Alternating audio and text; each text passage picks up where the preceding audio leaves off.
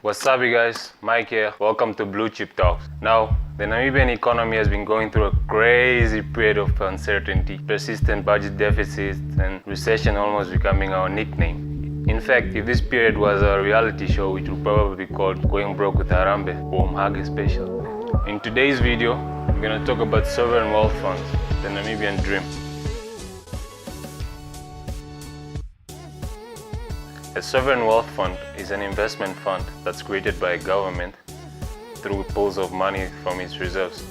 It's kind of like a piggy bank, but one with returns. A little history. The funds can be traced as back as the 1950s, and the first fund was called the Kuwaiti Investment Authority, which was established in 1953. And it didn't take long for other countries to follow suit, as in the neighboring Middle East, the Americas, and Europe. The practice was quickly adopted by other countries with endowments of natural gas and petroleum, because one day they woke up and thought these resources would never last us a lifetime and needed a way of transferring that petroleum wealth into long-term financial wealth. A particularly interesting one, and one of the biggest sovereign wealth fund, is the Norwegian Government Pension Fund Global. It was established in 1919. Yeah, same time we got independence. And what's fascinating about this fund is the first wealth transfer from the oil surpluses was made in 1996, and by the year 2017, fund was worth about $1 trillion,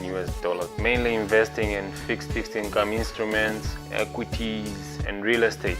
The fund has invested in a stunning 9,000 companies in over 77 countries all over the world, with investments in companies like Google and Apple. It goes a long way with the saying, some countries try to rule the world through wars, and some other countries try to do it with revenue creation. Well, you might be wondering what the relevance of all this is to the land of the brave. Now, globally, the setup of sovereign wealth funds is gaining much traction, with new players coming on board, such as the Chinese, who do not have this oil revenue, but rather rely on their massive foreign reserves for investment. Namibia has about two major industries that contribute to its GDP, namely the mining and the fishing industry, and would ideally like to cushion from commodity-related risk, which, as we know, would have a lot of negative effects on the revenues from our exports.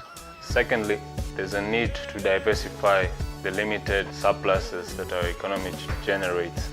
I know, economics and finance jargon can get a bit overwhelming, but I'm here for you. We're gonna make mincemeat out of all this jargon. Alright, let's dice it up. An area of interest of this video is highlighting the potential that can be tapped through the returns that are generated from a sovereign wealth fund, from diversifying the revenues of one-dimensional export of raw materials, and from our hot anti-South Africa telling us how much money we're getting from SACU this year, to various sources of income in fixed income and equities and real estate, for example. Talking about Harambe and its war on poverty, the returns on sovereign wealth fund will change the whole narrative, and we could speak in a whole different language. The motto would be, take the money to the people, instead of the current Oma, here's your top score, as nutritional as you like it. Now, don't get me wrong, it is a great initiative, a good start, but after 29 years, not good enough. In addition, I think social grants, the scope of social grants should be increased to, say, include unemployed graduates. That could work. If that's not convincing enough, let's talk about Vision 2045. What? You didn't hear? The file Vision 2030 got corrupted. I heard it was ransomware. Now, come on, think about it. I think it's about time we swallowed our pride and came clean to the world that it was all just a practical joke. And thereafter, we could still play the I'm still in my 20s card, and I'll only get serious when I'm 30, which is 2020. Now, I know huge strides have been taken in the health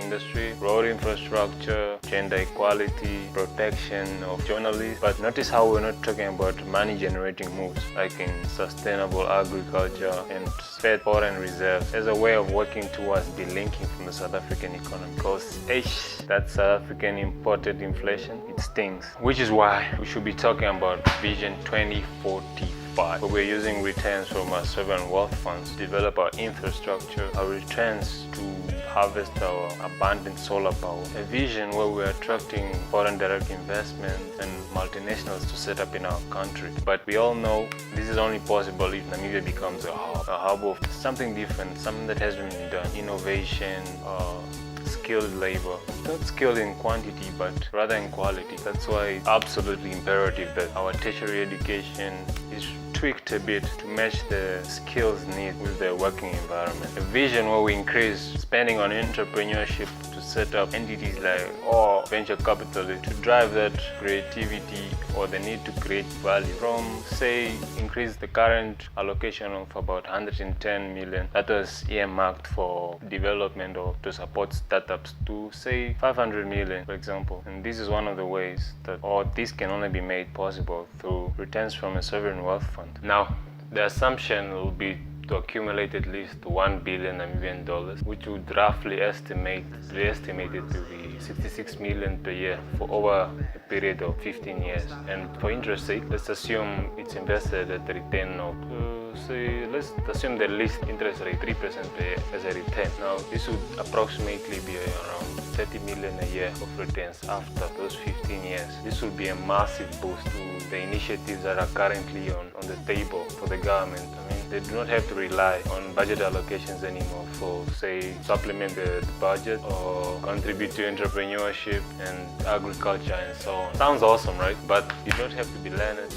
start asking questions like, where do we get the money to contribute to us? Does it mean that if you're going to set up a sovereign wealth fund, you also have to be in the mix of fighting for budget allocation with the likes of health, education, security or defense? In my opinion, I think after budget allocation has been done and different ministries, the health, defense, security, education, roads and so on have all been allocated a budget for the year. I think they should demarcate a small percentage of the total budget towards a contribution towards the sovereign wealth fund. This could be a possible solution of how they're going to be able to make up that 66 million is the assumption that I made in my previous example as a contribution towards the sovereign wealth funds for the next 15 years in order to be able to raise an amount of about $1 billion.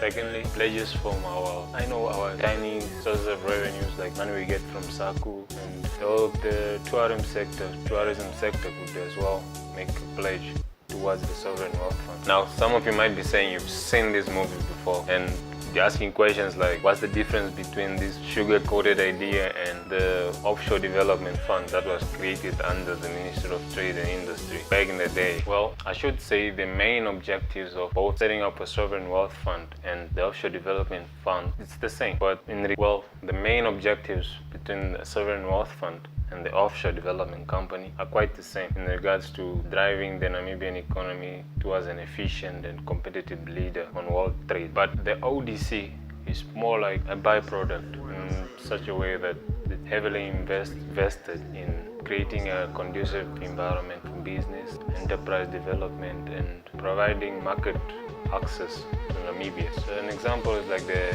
Economic Processing Zone, the EPZ. Some of you might have heard it, of trying to promote export and making Namibia a hub of world trade. There are a lot of concerns with regards to ODC and as well as the idea of creating a sovereign wealth fund. Now, the Namibian economy has lost a lot of money. For example, the ODC, they've lost in excess of 95 million. And back in the year 2002-2003, they lost about 95 million through dubious investments in South Africa and elsewhere. Now, I know this brings about a lot of skepticism with regards to transparency and the subjectivity of political agendas of setting up such a fund. And I think there could be a lot of questions as well with regards to if we really have enough skilled personnel to take care of such a fund. I mean, lately there have been some concerns about if Namibia really has enough talented money managers, as well as the preference of current money managers preferring to be passive investors rather than